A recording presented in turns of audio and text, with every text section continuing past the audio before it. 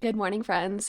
I'm realizing that I'm wearing my absolute most disgusting shirt. This is my painting shirt, my hair dye shirt, but I'm so glad you're here and I'm so excited to start off this here vlog. It is a daily vlog in that I'm only filming for one day, but it's gonna be a jam-packed day because my sister and I are watching Bridgerton season 3 together, and we are gonna give you all of our thoughts and feelings as we watch. Honestly, don't know how detailed our reviews will be, but I'm so hyped. It is Friday. The show came out yesterday, but we have been anxiously awaiting watching together, and I think it's just gonna be so much fun. I don't know what else I'm gonna do in this vlog besides watch Bridgerton. I don't know if I'm gonna have more time after spending 4 hours doing this, but if I do, I'll probably read a book, probably hang out with you, doing my makeup obviously so I look decent in this vlog. I'll be changing shirts if you were curious. I also have 2 boys behind me. I've got a Pepper and I've got a Teddy. And the kittens are sitting on the floor sniffing Pepper's food bowl. There's nothing in it. They like to sniff it. Good for them. I hope y'all are having a good day whenever you decided to click on this video. Hayden has been working in an office pretty much all week, and I have been kind of maintaining a schedule for myself, which has been so nice. Today is really the only day that I don't really have a schedule because Hayden is working from home and my sister's coming over at noon after her half work day to watch Bridgerton. But every other day I have been waking up at the crack of ass, aka before 8 a.m. and I have been editing videos before noon, making myself lunch at home, which we'll get into in another vlog. I want to kind of walk y'all through, I guess, I don't want to say my health history, but my history with food and eating, and also tell you what I've been eating to kind of eat at home more often. Wow, how many times can she say eat? But yeah, I have been editing in the mornings, eating lunch at home, and then in the afternoons I've been reading my little ass off, and it has been so nice, honestly. I don't have any fertility updates for you. I go back for another blood draw next week, but I haven't had any post DNC healing updates. I'm basically back to normal. I'm feeling good, feeling fine. My mental health has been very fantastic this past week, mostly because the weather has been so nice for the most part, and because I'm getting back into a routine. But there's nothing that shows you quite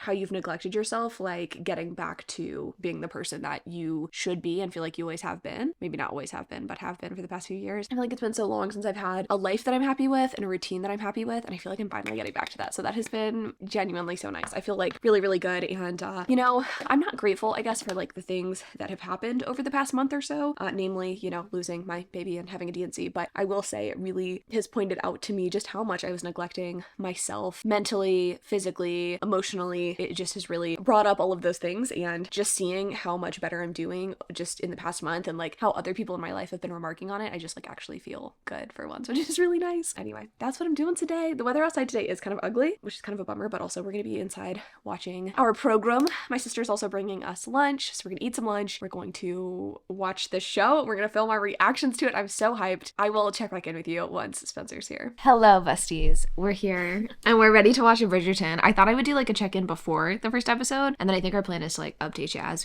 we watch. How are we feeling? Are we excited? I'm so excited. I feel like we've been waiting for this for over a year, giggling, kicking my feet. I'm really curious to see how it differs from the book. She hasn't read the book. Book sucks, so I'm ready to see. Not missing much. Yeah, no. Well, I think I told you, basically, in the book, Colin's a whiny little bitch, and he's jealous of the fact that Penn is Lady Whistledown. He's you're so successful, why can't I be successful? But he's a bitch about it. He's not oh, you're a girl boss. He's kind of a dick. So I'm hoping that's not the case in this. I don't know, the previews have been promising. I'm looking forward to it. I'm so excited. I'm a little pissed off that they're waiting until June to release the second half. Yeah, I hate how Netflix does that now. It's obviously just well, someone was also saying they should have just done weekly drops at that point. Yeah, I would rather do have that the anticipation than leading up to it, instead of I'm gonna watch it all in one day and then I have to wait a couple weeks to get the ending. That's just, it's fucked up. I think it's an entire month, it's actually. fucking edging me at that point. And I'm hopefully we get some sexiness. I want horny vibes. I want pathetic men. Pathetic men always. Period. Yearning. I need yearning. We did see in the previews that there is another love interest, so maybe he'll be pathetic too. We just need multiple pathetic men competing for her attention, and I'm glad we're on the same page. On their fucking knees. Please. Okay, we're gonna watch the first episode and we'll report back. Okay, so how are we feeling? The ending, I feel was such a good, juicy ending, because I will say, it's not that nothing happens in that first episode, but I don't feel it was really that, yeah, momentous, of a first episode. But I guess, to be fair, I don't think the first episode of the second season's that great either. Yeah, I feel like it was just setting us up for what we're getting into, but a lot of it was teased in the trailer. Like, I feel like it was mostly from this episode, too, Yeah. so I kind of already knew what we were getting into. I do like Penelope's like makeover moment. I love a good makeover Yeah, in a that TV was show. cute. I loved that. And I'm curious to see like what her outfits and hair look like going forward this season. Colin was serving. Spencer keeps saying he looks like he had a lip flip, which I just think Somebody said that on TikTok, and now I can't so get it out of my funny. head. So, And she also called Francesca the bold glamour filter, which really took me the fuck out. yeah, I mean, she's gorgeous, but the highlight, like, it just is giving 2016 highlight in a good way. She looks great, but like, it's taking me out of it a little bit. I will say what's interesting to me is like the side storylines. I actually kind of give a shit about some of them, and I feel like I never do. I kind of care about Eloise and Cressida? yeah, and like, well, I just mean like Penelope, like them becoming friends again, like the friendship breakup. I also am rooting for the Mondriches. I will say I didn't really give a shit about their storyline earlier, like him going from being a fighter to like opening this club or whatever. I just didn't care, but I like that they like have a title now, and they like, I'm curious to see what that's like to go from like not having one to having one. Oh, and Francesca, like I like her. I think she's sweet, like how she's kind of similar to Penn in that she's like a little bit anxious. And I know that like this season, I'm pretty sure she like finds a husband, so I'm curious to see how that goes. Like I obviously know kind of what happens with her storyline, but curious to see if I end up liking the guy that she like gets with, like if they like the actor that they chose. The one thing I didn't like, all of the Kate Anthony stuff. I kind of didn't like it either. Which is weird because I love their season, but it felt a little cringe to me. I was kind of like, I almost didn't want some of it. Like, I thought I wanted more focus on Penelope and Colin. Like, I thought it was nice to bring them back. Like, I think they saw what they did with Daphne and Simon, like, Simon's actor not returning to the second season, and so I think they hurt a lot of fans. Well, that and like contextually, if we're going off of like this time period, it is true that like the Viscount is now the head of that household, like he will be there, whereas like Daphne and what's his name, like they have their own house, like they're somewhere else, so it makes sense. I get it, but at the same time it felt very like abrupt. I guess like if I could critique this episode, maybe a little bit chaotic at points with the transitions between some of what we're getting editing wise. Yes, it was a little like throwing me right into something that I was like, oh, okay. Yeah, I agree. Like I like it, but we get some talking first. I don't know. Yeah.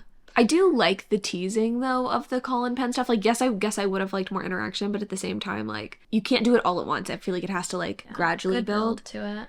So that was good, yeah. Yeah. I also like the Featherington like air plotline. That's fine. Plotline too. It's I haven't really like seen many spoilers, thankfully, for it. The only thing that I've seen, it's not really a spoiler, is that apparently the sisters like provide a lot of the comedic relief this season, and I'm very curious to see what that's like because I've always thought they're so funny. So like I can. They kind of bother me most of the time, but I like them. I kind of like them. I think they're kind of fun. They're kind of giving like Cinderella vibes. Because I was watching like, Evil Stepsisters season 2. Like they're pretty funny, I'd say. I like their kind of like idiot husbands too. Yeah, I think that makes it more fun. So goofy. We having a good time. I am really curious to see how Colin reacts to the fact that Penn is Lady Whistledown now that he's like, she's talking shit about me in the papers. Fuck this bitch. Yeah. We have a Pepper with us. He wants to say hello. The other boys, I have no fucking idea where they are. I think they're under the bed maybe, but we'll be back. We're gonna watch episode 2. Okay, lots of developments. Here's my deal. I don't like when women are pathetic. And I feel like Penelope, like, begging him to kiss her at the end of the episode kind of gave me the cringe a little bit. Like, the desperation. Like, I know she's, like, down bad. And, like, has had a lot happen. But, like, girl, pull yourself together. Because, like, okay, in the last episode, obviously, he is like, oh, let's be friends again. And, like, I'll teach you how to date people or, like, how to impress people. And she agrees. And in this episode, everybody finds out that he's helping her, and so it makes her look kind of pathetic. And so I guess she's in her pathetic era, and that's like why she asks him to help her, or wait, that's why she asks him to kiss her. The kiss was good, I will say, and like I think he's like into her now. I think he's like discovering his true feelings for her. Yeah, well, because I'm hoping that she gets herself together and is like, okay, and then like just has a change, all these suitors want her, and then like after that one kiss she just pretends like it never happens, but now he's wanting her. Yeah, I think that's what's gonna happen. He needs to like chase after her a little bit, I think. Yeah, because she's just had so much happen. Other fun developments, I think Francesca's gonna be the diamond, which I kind of love. Like, I just think she's fun. Relate to her. I think she's sweet. I also like that the sisters of Penelope have have no idea how to have sex. That took me the fuck out. That was funny. We kiss, and then he goes change his pants. She's like, when he inserts. And she goes, inserts what? But they figured it out at the end of the episode. There's like, you know, a little montage of them having sex with their partners, which that's pretty fucking great. Eloise kind of goes off on Cressida because she assumes that Cressida like spilled the tea about Colin helping Penelope. Apparently that didn't actually happen. Like someone overheard that conversation, and so Eloise kind of looks like an asshole. I don't know. I think Eloise really needs to like get her life together a little bit. I think she like doesn't know who to be friends with, and or like if she's making the right decisions in her life. It's not fun to watch. Girl needs to get her shit together. How are you feeling so far?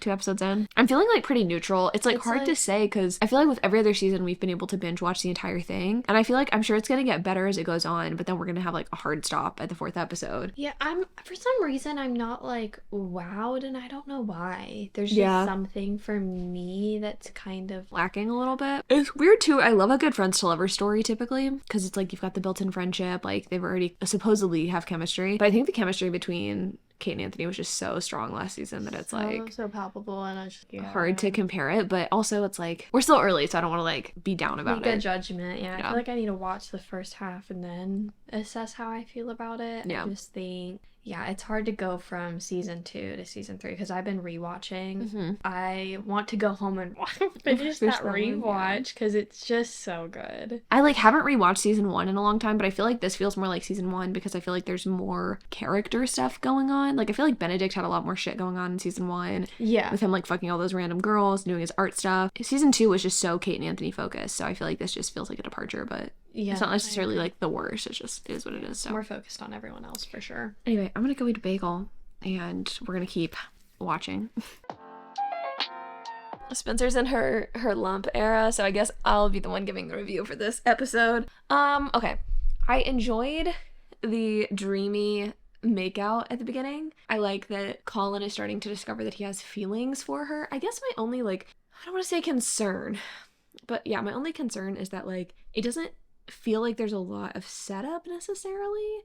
I feel like there was so much yearning and so much tension, and I'm kind of worried that they're gonna quickly jump into a relationship or something. I don't know. I feel like I need more build up. I'm trying to think of other things that happened in this episode. I do like Lord Debling. I like that he is showing Colin that Penelope is desirable. I think he's figuring that out on his own, but I also like that he's kind of discovering that. And yeah, Lord Debling's cute. Although I hope that he finds happiness with Cressida because obviously he's not going to be with Penelope. So it was a good episode. I think this episode was probably the best so far out of all of the episodes. I feel like 2 was kind of a lull. 1 was okay, 2 was meh, and then 3 is pretty good. 4 better be really fucking juicy though. I need some sex in, as Spencer has been enthusiastically wanting. I agree. I don't think this season's going to top season 2 for me. I don't know if any of the seasons actually will, but if we get some hot sex, I don't know, maybe I'll rethink my thoughts. I think we're impressed. Well, I rather enjoyed that. Episode 4 was great. I feel like it provided the tension and the angst, and I liked that Lord Debling was there up until the end, you know what I mean? For some reason I thought that she was gonna get embarrassed at the ball by him or something like that and then storm off and then get with Colin, but I liked that Lord Debling was I think this man loves you. Yeah, I think you need to be with him instead. Yeah. The carriage scene was long and it was nice and I liked it. We needed that. We needed that energy. I don't know. I'm feeling more optimistic about this season, but I do think it does a disservice to cut it in half at this point. I know it's a cliffhanger, but also I think I'm gonna lose interest because overall the experience, and maybe it's just because we watched it all at once. I don't typically sometimes I'll take breaks. Yeah, I agree. So maybe I was just getting a little fatigued, but yeah, I think they should have dropped it all at once so that we can keep going. I see why they picked this episode if you're going to, because you're getting people interested, but I don't think it should be. How many weeks between? Is it it's a month? I don't like that. It should be maximum maybe 2 weeks. I just think that's silly though. Again, it's do weekly drops or drop it all at once. No one wants a gap in between. And it also discourages people, I think, from watching the first 4 episodes. I think a lot of people are waiting until the rest come out to watch it. Yeah, if anything, I'll probably rewatch the I probably will last too. 20 minutes of this episode. Just so we can see the carriage scene. Yeah, I will be doing that before the next episodes in June, because I just I need to see it all.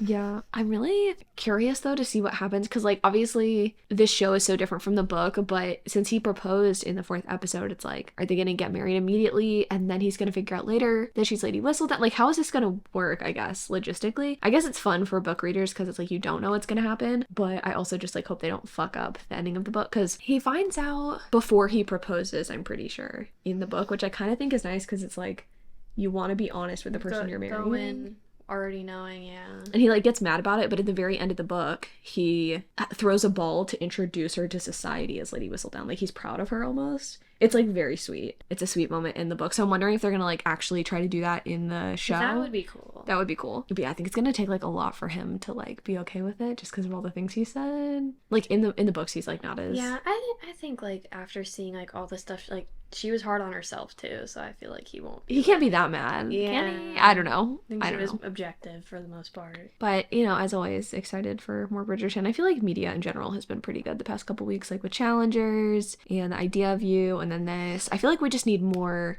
angsty romance media, please. Pepper agrees. But that is it. That is our viewing experience, and I'll let y'all know later on today if I have any more thoughts. Hello, friends. It's just me. I had dinner, as y'all probably just saw.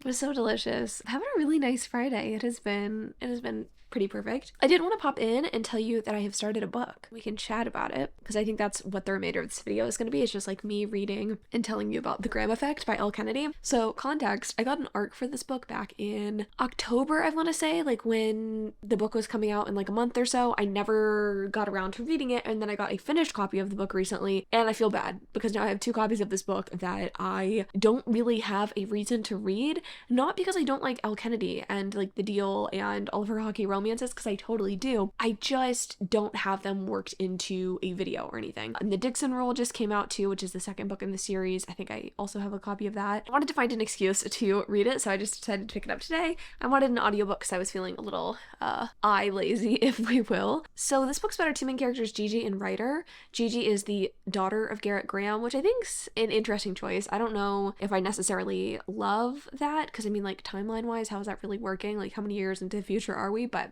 we have her character. She is a female hockey player on the hockey team at Briar, and she is trying to make the women's Olympic team, but that's challenging because her like ex-best friend's dad is now the coach of the team, and she didn't know that. So she thinks her odds of making the team are probably pretty slim. And then we have Ryder, who used to go to a rival university, and I guess that university kind of closed down. All the students got absorbed into Briar, and he is trying to do his best to like stay on this team's roster because obviously 2 hockey teams combining have so many players and only so many players can actually play. So he is trying to do his best to stay on the team. He has been named, I think, a co-captain. He's trying to get a coaching position at Garrett Graham's hockey camp in the summer because he thinks it's a good opportunity. But Garrett kind of saw him in a compromising situation and thinks that he is not very responsible. He like showed up late to the one practice that Garrett was at. And so he hits up Gigi and he's like, hey, I really need your help, like convincing your dad that I should be one of the people chosen to go and coach at this camp. He in turn is going to help her on one of her like weaknesses in hockey so that maybe she can overcome that and get a spot on the US women's team. So I kind of like the setup of it. I will say I don't love how long this book is in comparison to The Deal. I feel like we spent a lot of time with setup and introducing characters that aren't super important. In some ways it kind of felt like Icebreaker in that way. It's like there's so many characters, so many interactions, and I feel like a lot of the things that were accomplished in this first 20% could have been accomplished in less pages. And maybe that's just me being a hater, I'm not really sure, but I think that's an important thing when you're trying to get people interested in a book. Like the first 20% needs to be really tight and it needs to like keep my attention. And right at the 20% mark is when you find out what the actual plotline of the book is. And I didn't read the synopsis, so that probably is in the synopsis of the book, but it just took so long to get there. But now I'm like kind of invested and I do like the characters. Ryder is not very privileged, unlike some of the other people that he's friends with. I think his dad is in prison. Like there's a kind of not throwaway, but just like a single line kind of talking about how his dad is like up for parole or something like that. So he just has like a very different life experience than the people around him. And then we also have Gigi coming from completely different life circumstances, but she is a woman in like a male dominated sport essentially, and you know, is trying to fulfill her dreams. And I don't know, I like her character. She's very like strong and gruff. Also, she has some like ex-boyfriend drama in that her ex-boyfriend like wants to get back together with her, even though he cheated on her. And I also think there's like maybe another person who's interested in her, although he could have just been like vying to get on, or not get on his dad's, get on Garrett's team, but trying to get like access to the camp. Anyway, yeah, I'm having a good time with it. I'll probably mosey on upstairs to my office for the next update so I can like read in my comfy chair. Like I said, it has been a nice day, and I think the fact that I don't have a lot to say is actually good. Like I touched on it a little bit at the beginning of the video, but the peace that I have felt this week is like kind of unmatched. It surprises me that I haven't been sleeping better considering like how at peace and like regulated my nervous system feels, but yeah, I like feel genuinely good, and I have felt a lot better since my surgery just in general, like mentally and physically. But this is the first week where I'm just like, I feel like I'm back to baseline, and I'm also like creating healthy habits for myself. Who is she? I'm feeling good. I also have a Pepper, of course. I mean, when is he not in here? And then I also have a Joni, Pigeon, Joni Pajoni is what I call him. I think there's probably cats under the bed, so I'm thriving. I think I might light a candle in here too, make it a little sensuous. I got one of the candles from the bridgerton for Bath & Body Works line, and I quite like it. It's quite nice. Okay, I'm gonna go. Hello friends, I'm here with the spookiest of lighting.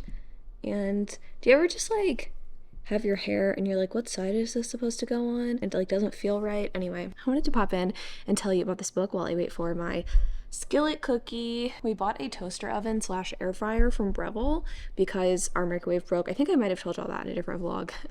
We ended up getting that, and we also ended up getting a vent hood. We haven't installed it yet. It's not here yet, but the whole microwave saga is a thing. Pro tip though, I want to tell you about my skillet cookie. Lodge makes little mini cast iron skillets that are about yay big, which is the perfect size for like 1 to 2 break and bake Nestle Toll House cookies, and then you can put your own flavor of ice cream on top for a little nice sweet treat at home. So that's what I'm personally doing right now. But I am waiting for that, so I figured it would be the perfect time to tell you about the Graham effect. I don't know, mixed feelings. I feel like, sorry for the abrupt cutoff. Hopefully you enjoyed looking at my skillet cookie. My robot vacuum decided to go off right as I was talking or trying to talk about the book. So I feel like I'm having the same thoughts that I had the first 20%. I feel like the book is just like moving at a pace that I'm not totally vibing with. I'm not saying that every author like needs to pace things in the way that I like. However, I just feel like this one is moving a little bit strangely. We have gotten to kind of a smutty scene, this sort of like friends with benefits agreement between Gigi and Ryder, and I will say the smuttiness is perfect. Like, it is very hot. It kind of took me by surprise, kind of took me aback, because I was like, wait, I don't really care what's happening, but the smut is, I'm into the smut. I don't know what it is today between Bridgerton and this book with the smut, but I am really liking the chemistry between the two characters. I think that Elle Kennedy does a really good job at chemistry. The rest of the book, sadly, is just not that compelling. It's not that the plot's bad, it's literally the pacing and the inclusion of too many characters. I kind of feel like we don't really need the additional plot line with like the ex-boyfriend being jealous and like, I don't give a fuck about this girl's friends. Like, I know that you need to have friends in college and like whatever, so she has like a well-rounded life, but like I just don't give a shit. So I don't know. I'm kind of torn. I feel like when I finish this, it's gonna end up being like a 3-star read for me, because it's definitely not a bad book, but it's just nothing that I'm like slobbering over. And again, I think between this and the other book that this author just published, I think these are a little too long. I don't think like we need this much page length for a sports romance. I think a tight like 350 pages would have been perfect. And I feel like that's about what The Deal and the other books in the off-campus series were. Very tightly plotted. So I don't know. That's my only complaint. I really think that's just a complaint in general that I have about books. Like, the creeping page lengths are really getting to me. I've been reading for a list video. No. Choose Your Own Adventure video, and I've got a stack of 4 contemporaries right here, and I loved Wild Love and I loved Just for the Summer, but they were both so fucking long, and it's just like, why? For what reason?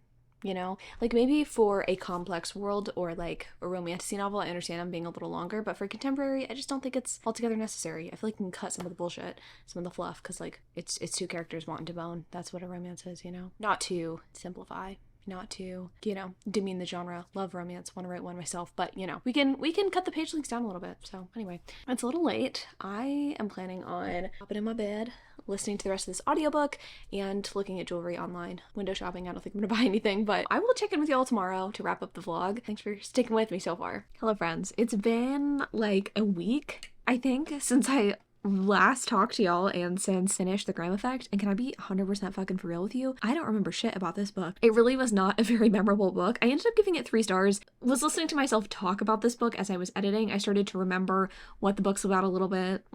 I just feel like, again, the page length was just too damn long. I feel like you need to keep my attention when it comes to romance, otherwise what's the point? Like, romance is such a fun genre and has so many opportunities to create like fun moments, but beyond the sex scenes in this book, I don't really feel like much of it was very fun. I didn't really like the scenes with the hero and heroine like training very much. I didn't find them to be like, you know, thrilling, and I don't know, The Deal and in some of Elle Kennedy's other books, she does a really good job at making our heroes very sympathetic. I mean, she does really like to give them trauma, it seems like, and she tried to do that same thing here, and I just don't think it worked quite as well as in her other books. It just, everything felt like I don't want to say a sad copy of that series, but kind of. It just didn't feel like anything fresh and new. And I think if you're going to do a spin-off series, you know, you don't want to totally reinvent the wheel. Like, you do want to what your readers are familiar with, but I do think that it's been almost 10 years, I think, since The Deal came out. So I feel like we could do something fresh, something a little different. It doesn't have to be the same old, and it just kind of felt like that to me. So overall, I don't think you need to like necessarily run and rush to go pick up this book, but I guess if you're like already in the swing of reading The Deal and maybe you just like read all those books back to back and you're looking for something else by this author, The Graham Effect definitely like is similar. It's just like not as good in my humble opinion. So yeah, that's it for me. I just wanted to round out the vlog and let you know my final thoughts and feelings on that book, and also to let you know there's going to be a bonus video this week. My goal is to be posting here on this channel 2 times a week rather than just once, which I told y'all a couple of weeks ago. I'm pretty sure that I was going to be switching to kind of like a 2-time-a-week format, but I do have I guess you could call it an announcement sort of video and or like a check-in post pregnancy loss, and that's going to be going live on Saturday. So be on the lookout for that. It's like a 20-minute video, and I'm just kind of like telling you my plans for the rest of the year. I think it's kind of fun. I think it's kind of juicy, so definitely stay tuned for that. But thanks so much for watching this one, y'all. I love you so much, and I'll see you in the next one.